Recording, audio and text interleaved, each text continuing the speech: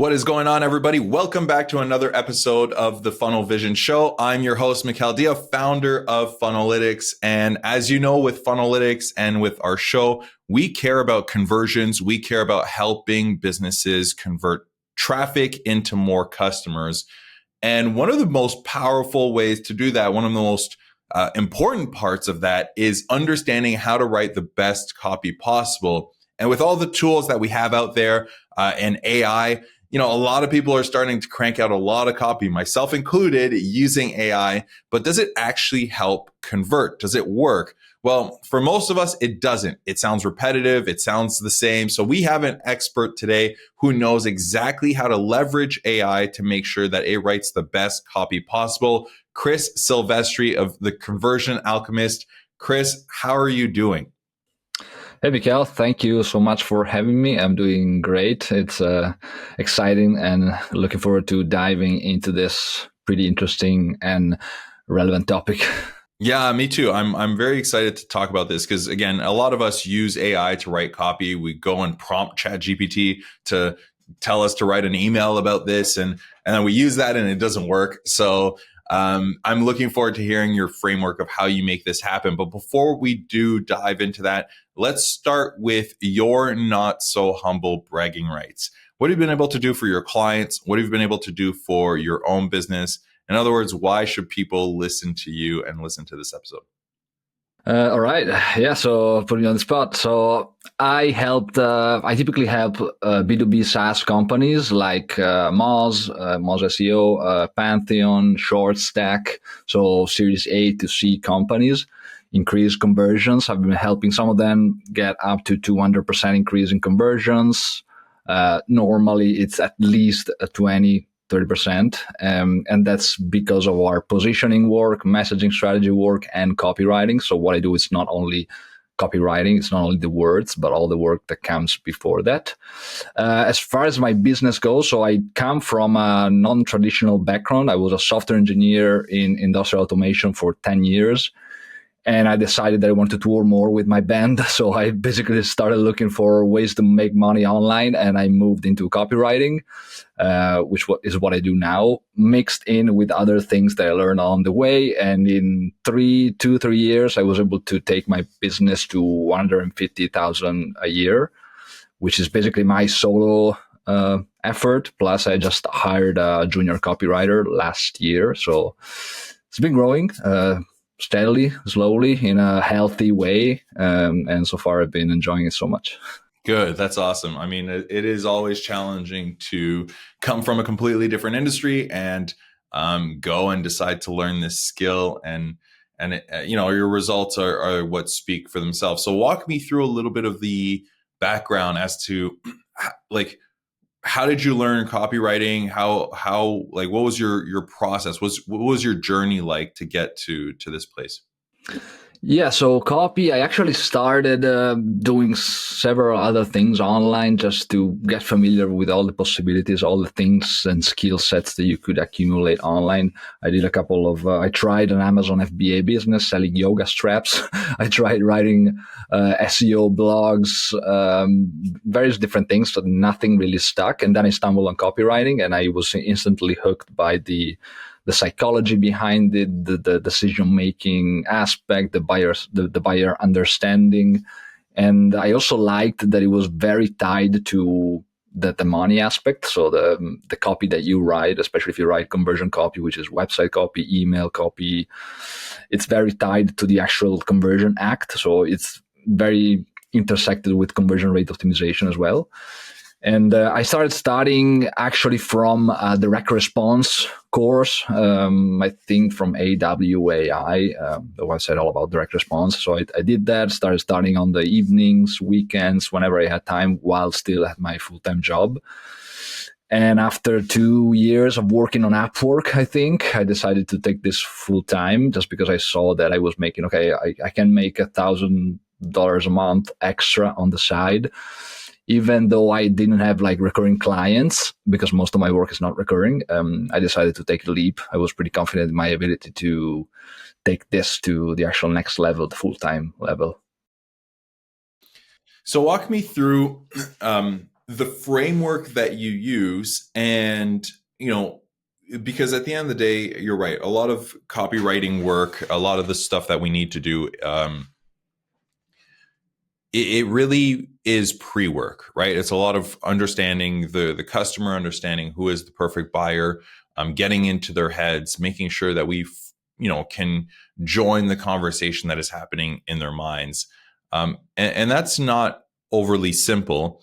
So walk me through the framework that you go through, and then I want you to kind of tie that into what happened when AI came into play, and you sat there and you're like, wait a minute, AI knows all of these frameworks. I can just prompt it and be like, use the ADA framework, use this framework. And how did you then start embracing or looking at AI in terms of, am I screwed? Is my job over? Or, let's talk about that a little bit. Yeah, totally. That's you made a very good point about joining the conversation already happening in people's minds. And you mentioned like the work that comes before the actual writing. And what I always tell my clients is 70% of the work that I do is going to be research. So I'm going to spend the first month and a half just diving into the research, which is understanding the company, the customers and prospect side, and also the market, the competition. And then we'll be able to turn all of those insights into copy. And also, you made the point about frameworks, so like formulas like ADA, PAS, PPPP, and all of those copywriting formulas that people might be familiar with. I try to make distinction between frameworks and formulas. So the way that I see formulas, those are the classic ADA, PAS, and those are very good structures that you can use, and the AI, all those LLMs know, that you can use once you have good material, maybe starting copy. You can use that and put it into this kind of a framework, formula skeleton to then produce something that it's pretty good. The way that I see frameworks, though, on the other hand, it's frameworks are based on the psychology of how people think, and formulas are based on basically these rules that are preset from experience from past years. And the overarching framework that I think it's what most companies should know about, it's how you actually get to those words, which is first, you need a solid positioning, then you need solid messaging strategy or messaging framework, and then you can write the copy. So when it comes to AI, the reason why most companies can't really write good copy with AI, just prompting it to write, is that because they either just ask it to write copy, or they just ask it to write copy using those formulas, but they skip all the actual framework part, which is all the strategy that's before the copy, before the words. Okay, so let's walk through what is that strategy, and let's talk about how do you use AI? How do you actually leverage AI in the best way possible? You are going to train me in this situation, and you're going to say, okay, Mikhail, you're not necessarily the best copywriter. You know how to write copy a little bit, and you understand your customers. You want to use AI. I'm going to teach you exactly how. Go. Yeah. All right. Tough task. Let's go. The first thing, as I mentioned, it's positioning, right? So if at your company you're still not clear on your positioning, you need to get that nailed. Positioning is simply knowing what you do, who you do it for, and how you do it in a unique, better, or differentiated way. So the minimum viable thing that you can do if you don't want to spend months on it, it's understanding what are the 2-3 differentiated value themes that you offer. So let's say that you are a project management platform. The 3 value themes that could be differentiated, that together make your unique differentiation, could be, I don't know, the first pillar, it's your software uses AI to automate things. The second one, it's specifically for a target audience. The third one, your team helps customers go through every issue, every problem with dedicated support. These 3 value themes together make your positioning. So this is the first component. Then you can have positioning statement, all of those things. But it's important that you understand, okay, what are the 3-4 main things that we do differently that tells people what you do, who you do it for, and how uniquely. Once you have that nailed, then it comes to messaging. So the messaging strategy is simply telling people, it's starting to frame how you say what you do, who you do it for, and how, and why people should care. So in order to do that, you should start framing things based on those value themes. Okay, let's frame this value theme into a benefit. What's in it for customers? Let's frame it into a loss or a gain. Different frames to say that. Both for positioning and for messaging, you can use AI to actually write down simple documents that can basically that you can use as a strong foundation, strong starting point. With that, you start feeding all these documents together. Obviously, if you have some real research, so if you've interviewed your customers, if you've gone through surveys or looked at reviews, the first thing that I do with AI before ever writing a single word is I prepare my research foundation, my positioning document, my messaging document. I feed all of those three into an AI LLM model, which typically for me at the start is Claude, because I found it's the best one at taking all of those materials and writing good stuff. Once you feed all of those, you have a solid, it's kind of like a project knowledge base that Claude can use. Out of that, the next step is actually turning the messaging into more specific copy. So for that, we typically use, I call it the value proposition canvas, which is basically, okay, for all the typical problems that our customer has, let's expand those into the implications. What are the visceral consequences of this problem? What's the solution that we offer? What are the benefits of the solution? What's the job to be done that customers need to solve for? And how those turn into copy. So you can use AI to move through all of these sequences up to the point that you get to an actual example of copy. Once you have that example of copy, you can consider it as a V1. Then what I do with that V1, which is probably going to be 70% the way there, I dive into how people actually speak. So we typically run customer interviews, or we looked at reviews. So there's a lot of voice of customer that we can use to actually pick specific language, specific terminologies that people use. I feed that to AI as well. And then with my own copywriting knowledge experience, I go in and kind of fine tune the copy that AI first produced. Then that takes us to a V2, let's say, copy. It's a constant refinement until to the point where you start seeing, okay, wow, like this is actually sounds good, sounds differentiated, sounds specific enough. It's telling people our unique positioning. So that's the final point you can take and then start iterating on and putting on a website, emails. So it's a constant feeding AI foundations, taking it with your knowledge, feeding it again, refining. It's a constant cycle of iteration, I think. So that's probably what most people miss. It's constant human in the loop feedback with AI, with the right materials and the right structure. So do you start to build little agents for this then? Because obviously writing copy for an email is not the same as writing copy for a website, which is not the same as writing copy for maybe a newsletter, or newsletters may be more content driven. But how do you then choose which formulas to use and tell the AI to write in this particular style? And then B, do you then go and say, hey, let me go and build this agent for this company so that I can always use this over and over and over again?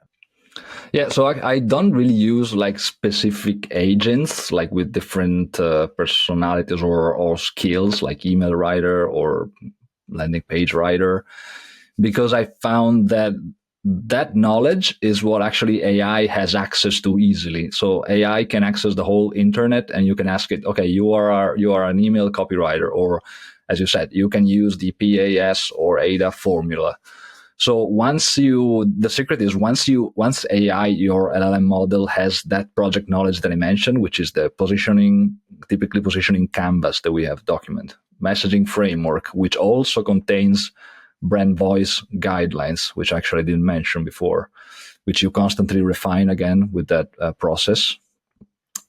Sometimes I might add system instruction to the LLM. So sometimes the project knowledge also has a space for system instructions where you can actually write, I don't know, like a simple definition of the brand voice that sometimes help guide it.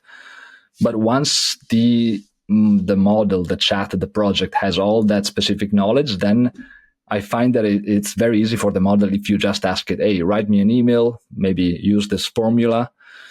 As long as it already knows the position in the messaging and the voice that it needs to use, it can adapt super easily, super quick to all of those formulas and structures that it already has access to from its knowledge of the internet. Interesting. Okay. So really, it's a refinement process of just continuously feeding AI with the core foundational knowledge and going through that process of leveraging a little bit of your expertise. So really, you're saying that anyone can use AI now at this stage. You don't have to really be a copywriter. If you understand your business, AI will do 80%, 90% of the work. You can go and make it sound a little less robotic using kind of just some simple editing. And there you go. You've now got really solid copy. So with that said, what does that mean for you? What does that mean for you as a copywriter? What does that mean for copywriters who charge a lot of money to do their services, knowing that now at the end of the day, the copywriter's brain is a little bit less required. 3-4 years ago, copywriters for a sales letter or VSL would charge, 10,000, some 20,000. It could get very, very expensive for top copywriters because of their skill set at writing these words. But now we're basically saying, well, actually, 90% of the heavy lifting is done by a robot. All I had to do was do the base work of discovering the business, the value proposition, all that stuff. So what does that mean for you? Yeah, why people should hire me. That's a good point, actually. So I think the job of the copywriter is probably going to change. So as you said, all of those like skill sets, the intuitive skill set right now, especially like recognizing good copy, that's probably still going to be helpful. But as far as actually writing and putting into practice, I think the job of the copywriter will turn more into an editor, but also the person who jumps in with a company and helps them align on things and understand what they struggle to understand because they have that curse of knowledge, which is they are too much immersed in their own product, into their what they normally speak about. So the copywriter is that person that jumps in and helps them get outside of their own head and into the heads of the customers. And also obviously guides them through all of these frameworks, because I doubt that a lot of companies will have anytime soon all of these strategic guides and they get the exact steps to get to like a polished result that sounds human yet, obviously. With the advent of AI agents, that is probably going to change. But again, right now, people who know about AI agents, who can use them like in sequence automations, is probably 1% still. So it's going to take a while. But yeah, I see the work as a copywriter more of like a guide, like a strategic guide, and an editor that has that intuitive sense of what sounds good, human, what can empathize based on the company's knowledge. Yeah, ultimately, I see copywriters specifically, they will become the like AI architects in a sense, in the sense of I don't know what their job title is going to become. A copywriter won't necessarily be the main description. But what they will be doing is basically owning these agents, owning the infrastructure, and basically saying, okay, I'm going to come into a company. I'm going to take all of this knowledge. I'm going to build all of the different agents within your business so that you have your email copywriter, your design, whatever, you have all these things. And my job is now to prompt these agents to do the work quickly, to make sure that it's consistent and it's the same across the board. And that's really what their job is going to become. The biggest challenge will be for people like yourself who sell services that ultimately is based on your expertise and your time. The biggest challenge will be, how do I keep my high dollar per hour value after we reach a certain tipping point? Because what happens is, at the very beginning, when I build all these agents, when I put in all the knowledge, that's a lot of heavy lifting. But then it gets to a stage where, well, actually, any simple prompt, a junior editor can come in and prompt it properly based on guidelines, and then just go and tweak a bit of the copy. And once it's all in place, right? So that's where the transition is going to be a bit of an interesting one, but we'll find out, I guess. Yeah. Yeah, I'm constantly, I think the best way to be on the like front edge of this is constantly learning, trying all the different tools that come out, even if you know that the next day they're not going to be around. If it interests you and you see the potential. For example, I just saw Gemini came out with their Canvas function, which is basically you can share like a document and it turned it into a website. So what did I do? I normally create Google documents that are pre-laid out with tables, and then I turn those into wireframe, like Figma wireframes. So what did I do? I just literally gave it a Google document, tell it, turn this into a web page, boom, turn it into almost like a perfect wireframe. So that's something else that I can use to streamline things, and I can keep the pace of how things are going and where they go. That's the thing. We have to adapt with the new technologies that come in, and we have to learn and figure out how can we enhance our skills and bring value to businesses in different ways. Chris, this has been a fascinating conversation. Thank you for sharing your knowledge. It is very, very helpful. And certainly people are sitting back and saying, okay, how do I then start building this for myself? So I appreciate your time. Where can people learn more about you? Thank you so much, Mikhail. People can find me on conversionalchemy.net, my website. There's a newsletter and a podcast if you want to check those out. And I'm typically on LinkedIn, just chatting, send me a message. Happy to nerd out about these things. Awesome. Well, thank you very much. We'll drop all those in the show notes, and we'll chat very soon.